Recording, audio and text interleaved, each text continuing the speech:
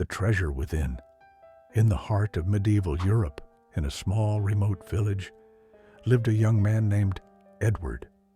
He was 20 years old, with eyes full of dreams and a sharp mind. The people in the village knew him as an intelligent young man, but in the world of the Middle Ages, most people interested in knowledge and learning had to struggle with tough living conditions. Like many of his peers, Edward lived in poverty, but what set him apart was that he never gave up. During the long winter nights, Edward would look through books and maps he had found in old, forgotten libraries. Among these old pages, he discovered a strange map, a map that led to a hidden treasure. It was said that this treasure was hidden in one of the remote caves in the northern mountains. Many people who had gone in search of it had never returned. But Edward, with eager eyes and a heart full of hope, decided to embark on this dangerous journey. The next day, after gathering some bread and water, Edward set out on his journey. The path ahead of him was long and full of challenges. Soon, he left the village and entered the thick, dark forests. With every step, he was getting closer to danger. Strange sounds echoed from the depths of the forest, and the old, shadowy trees seemed to hide stories from times long past. But Edward never stopped. He couldn't give up on his mission.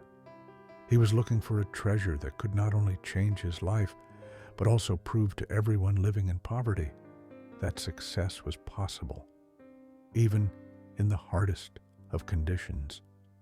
After weeks of travel, Edward reached the northern mountains. In the heart of these mountains stood a large, dark cave. As shown on the map, the cave was in a remote spot, completely hidden from view. Edward entered the cave. The air was cold, and the only sound was the echo of his footsteps in the silence. Inside the cave, there were various traps meant to keep people like Edward out. He had to pass through pits, metal traps, and locked doors. These traps were difficult to predict, and any mistake could mean the end of his journey.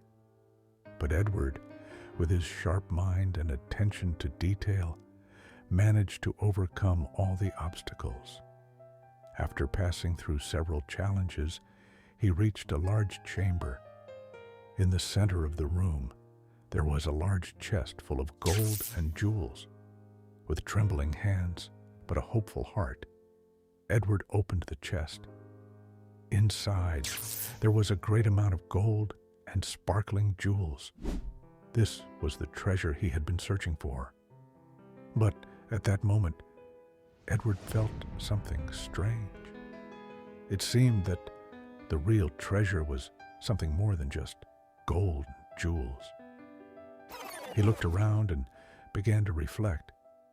He realized that during his journey, he had gained things far more valuable than material wealth.